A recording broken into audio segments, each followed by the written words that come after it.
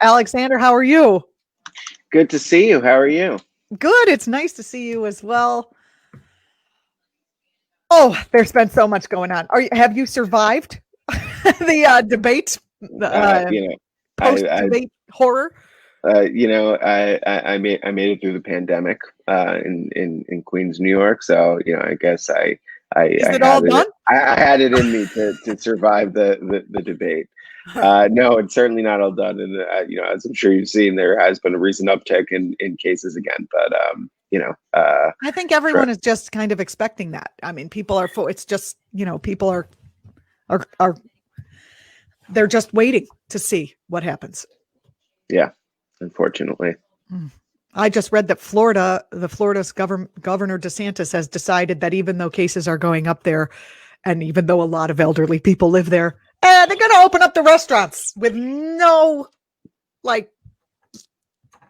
rules, no regulations. Just go have a sandwich and catch a pandemic disease and bring it home to your families. It's fine. It's fine. It's good for the economy down there. I can't. It's like mind blowing. I mean, as we covered. I'm sorry. Go. I know. I was going to say it's. I feel bad laughing and making light of it at all, but it is. There is a certain tragic comedy element to the whole thing. Unbelievable. Well, as we covered yesterday in depth, the first presidential debate was an absolute clusterfuck. Well, I was going to try not swearing anymore, but the debate really. I think the strong language is absolutely necessary. It's also worth noting that the climate crisis question, which drew important distinctions between President Donald Trump and Vice President and hopefully future President Joe Biden, while it's unclear if Trump even knows what climate change means, Biden has a Green New Deal adjacent plan. What does this contrast mean for your average swing voter and Biden's chances of winning the election? Climate reporter Alexander Kaufman, who I already told you who he is, who's sitting here waiting to talk, is back on the program to discuss. Alexander, thanks for joining us today. Thanks for having me. I appreciate you being here, and it's felt like a long time since you were here last. I know, I've missed you. I know, I've missed you too. What did we learn yesterday about the difference between Trump and Biden when it comes to climate?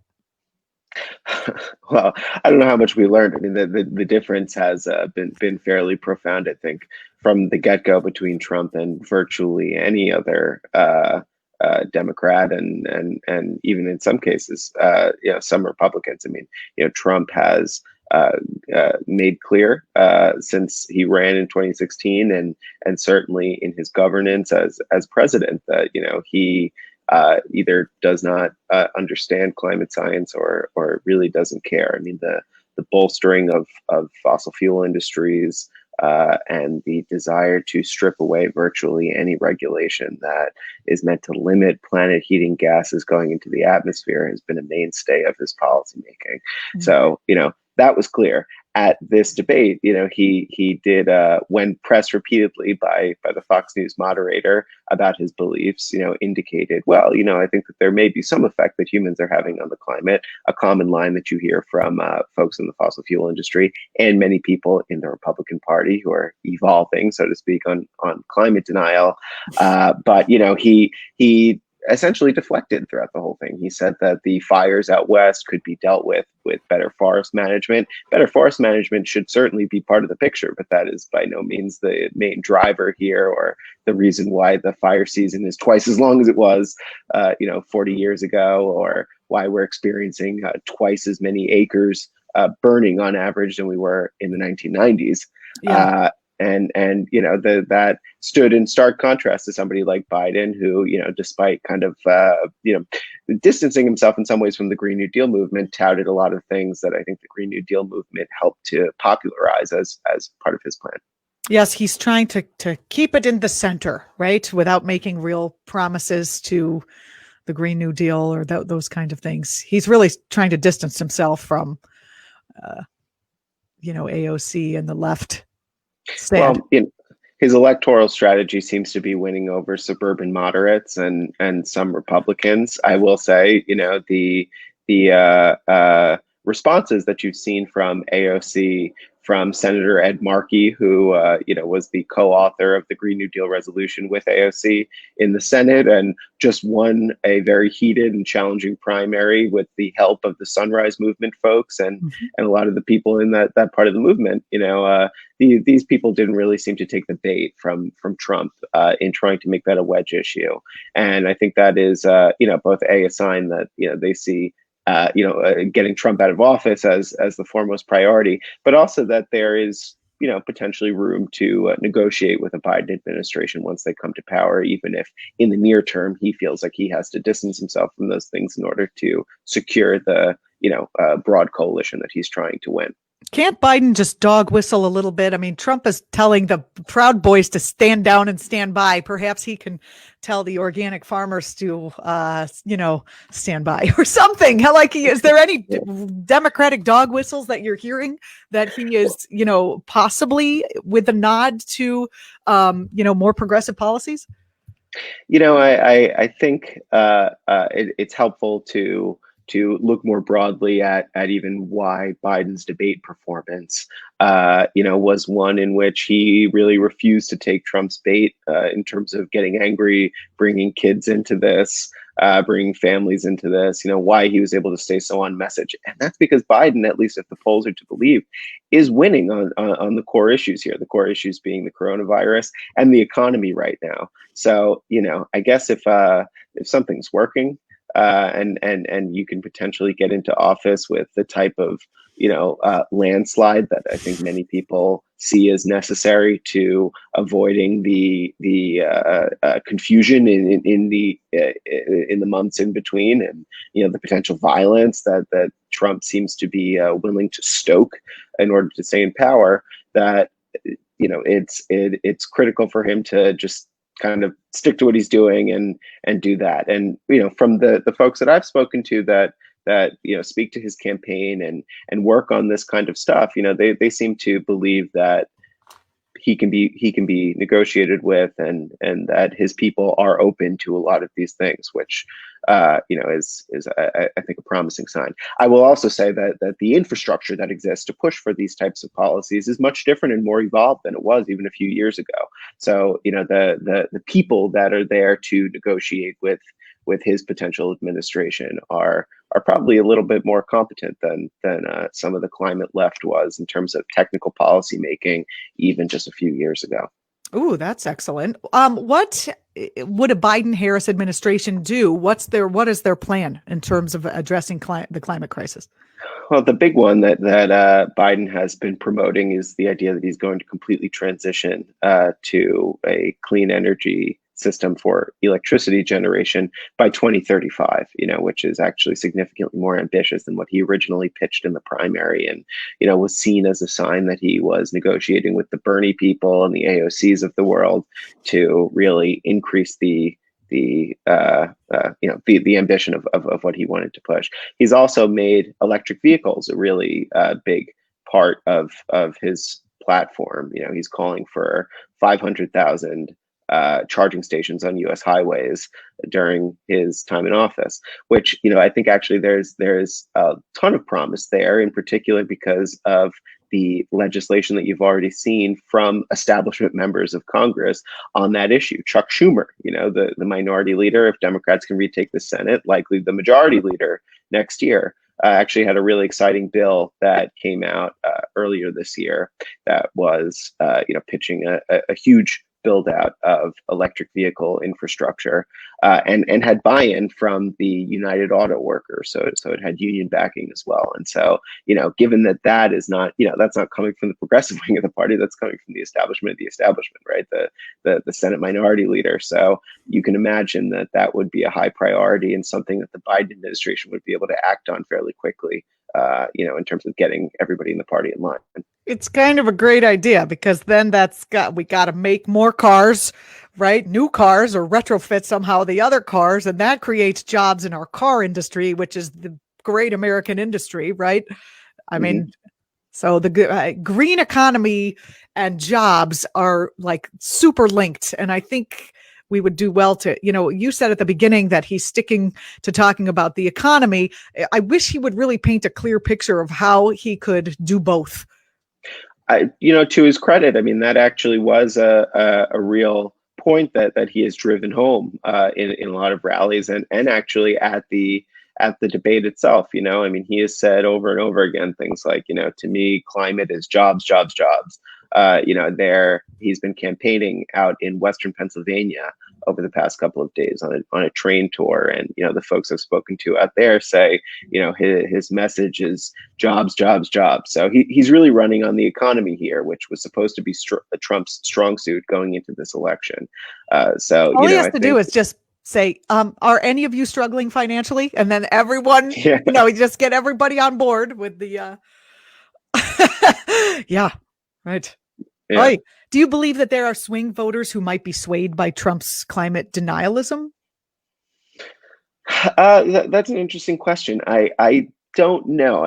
I suspect that they are very few and far between if that is the case. There is ample polling at this point that demonstrates that there is a vast majority of U.S. voters who understand that climate change is happening and want the federal government to do significantly more. Policies to promote clean energy, to promote electric car buying, to promote home weatherization are very popular, and this is shown in poll after poll. I mean, these polls also tend to show that people in that Republican base, including young Republicans in particular, are shifting pretty quickly on this issue, especially as the tangible evidence of climate change is so impossible California's to ignore at burning. this point. Yeah, it's there. Right, Yeah. right. So there may be some, especially those in the oil and gas industry who saw their jobs go away at the beginning of this pandemic when the price of oil dropped, and Interesting. perhaps there are some there who Maybe they're more willing to come around and be retrained in a solar industry or something that's a little more green because they've already lost their job. It's hard to say, and certainly I think that Biden and the Democrats in general could do a lot more to promote the idea of the transition that they're going to fund and orchestrate in regions and towns that are so heavily dependent on jobs in the fossil fuel industry. But I think that if anything, the climate and environmental issues is really the weakest point for Trump, and so it's hard to imagine that his continued denialism or his mockery of the issue is going to win over any additional voters. I hope that it comes up in the vice presidential debate, because I think Pence is going to be like, we're going to wait for Jesus to come and fix everything, and then Kamala Harris can say, well, actually, we do have a plan. That would be nice. Yeah, I mean, even on that front, there is a growing contingent of evangelical voters, who are traditionally the as far as religious groups go, the strongest opponents of climate science, and the ones that have been the most deeply indoctrinated in denialism. There's even a really strong contingent of them, and a lot of young leaders that are coming out of there demanding serious action on climate change, demanding the preservation of our environment, and talk about this concept of creation care, that it is incumbent upon Christians to really take care of the earth and nurture it for future generations. So even in speaking to his base there, the vice president may not actually be talking to as unified a front as he was in 2016. A lot of people are obviously, for good reason, focusing on the presidential campaign and the new, hopefully new incoming, hopefully new administration. But a lot of things are happening. If you're not like deep into following what's happening on the ground with the environmentalism, you may have missed a few things. And you wrote in a piece recently about a really hopeful area called regenerative farming. Can you talk about what do we need to know about that? What is that? Sure. So, regenerative farming, regenerative agriculture, agroecology, it goes by a number of different names, but, these terms basically describe a series of different growing practices that tend to replenish naturally the nutrients in soil, which are badly depleted by our farming practices as they are right now, planting monoculture crops, burning the remnants of crop residue after harvests, and really clearing huge amounts of land for planting these same corn and soybeans and grains year after year. These are practices that restore those things and have the added co-benefit of reducing dependence on synthetic fertilizer and pesticides, and storing carbon in the soil. And so some of these practices include things like declining to till your land and instead planting seeds by drilling them in, leaving some trees on farmland to help to take more nutrients into the soil and nurture fungi and microbes that are in the soil. Planting what are called cover crops, basically crops that you don't harvest, but that cover the bare earth between rows of planted harvestable crops, and cover the bare earth during the winter months when you're not typically growing anything. During that time, bare soil leaches out carbon dioxide. And so, the soil wants to be covered is what these folks say. And planting these crops not only maintains the microbes and the nutrients that are in the soil, but actually is continuing to suck CO2 out of the air and store it there, which also enriches the soil. Another very promising technique is to actually layer certain types of mineral-rich rock, like basalt, into the soil, which actually there's a reaction that happens when the rain comes down, where the minerals in this rock will latch onto the traces of carbon in the rain, turn it into a bicarbonate ion, and then pull it down and ultimately get it out to the ocean, where it is stored indefinitely on the seabed. So, new studies, including one that came out in the journal Nature in July, have found that there is actually tremendous potential for this specific type of soil practice to store, something like 2 gigatons of carbon dioxide per year. Now, fossil fuel emissions create about 40 gigatons of CO2 in the atmosphere per year. So, Still, that is, even though we've toned it down a little bit globally. And okay. so this is still, it's only a fraction. But 2 out of 40 is actually a pretty significant fraction for just one type of practice that also has all these other co-benefits. So it's actually a really exciting area where I think you're going to see a lot of growth and a lot of excitement. And adding to the election angle here, this is something that Biden has talked about, and Kamala Harris has talked about, and a lot of other Democrats and some Republicans have been touting, which is the potential for the government to actually pay farmers to do these types of things. So, are as part of the farmers climate program, are they open to it? I mean, I'm assuming this is popular with the small scale organic growers, as you said in your article, but the big agro farms, are they open to it? I mean, you are likely to obviously see opposition from agribusiness, Monsanto. the Monsantos and They're like, no.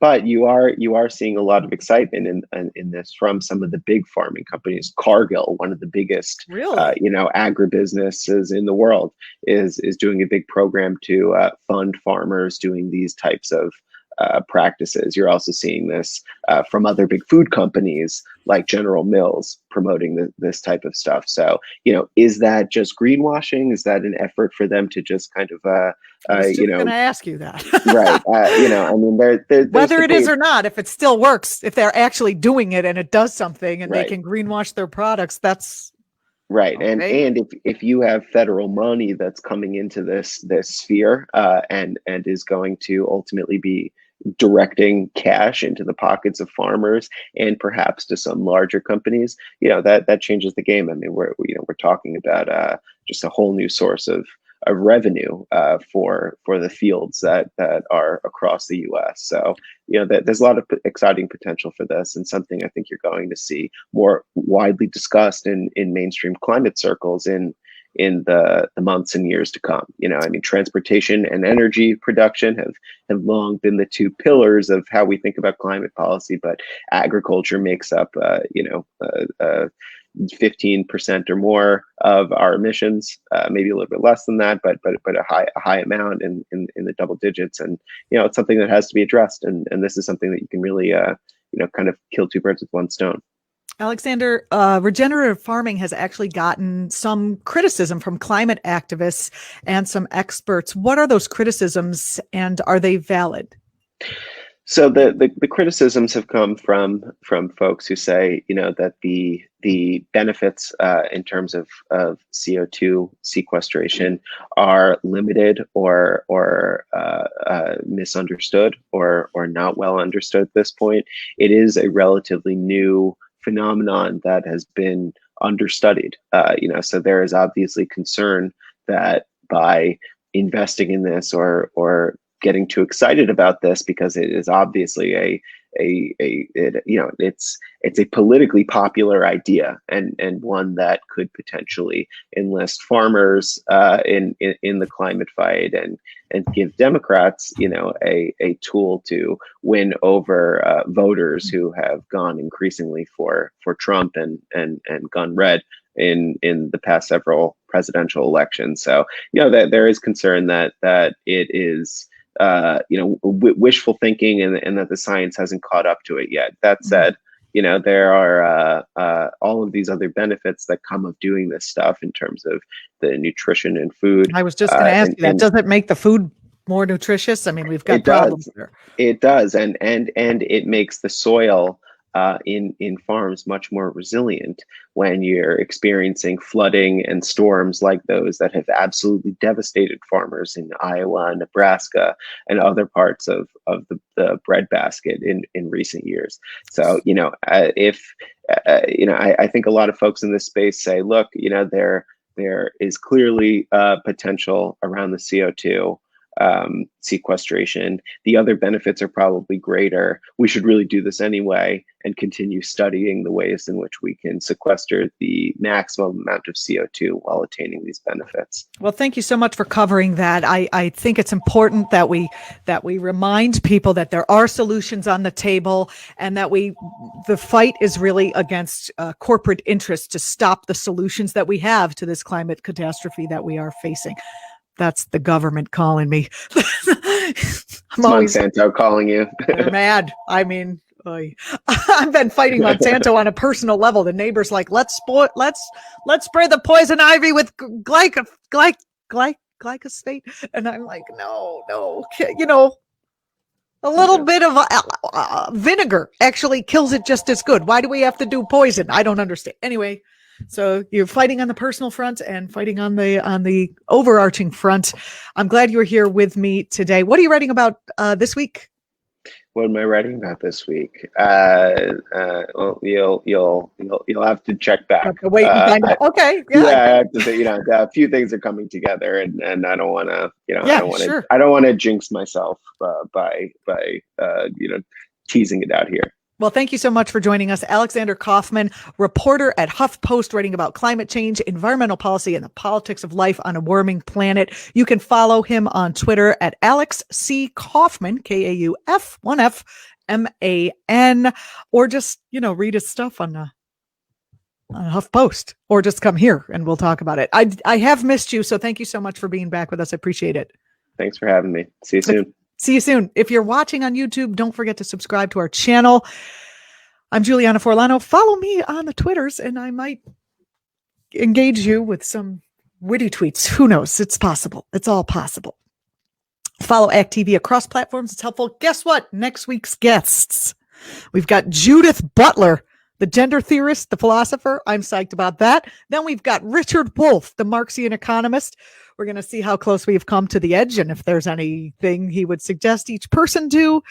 Josh Holland, the senior writer and editor at Alternet and the host of the We've Got Issues podcast. He's also from The Nation. We've got half the Nation staff writers regularly appearing on this show, which is very exciting. Josh is coming on. And also James Woods. He is a host here on ACT.TV. We had such a great time talking with him yesterday as a debate recap. We look forward to having him on again after the VPs go at it. Thanks so much for joining us. This is my Friday in terms of producing these broadcasts. So hopefully I will see you all on Monday, and hopefully we have served you well. Stay strong, everybody.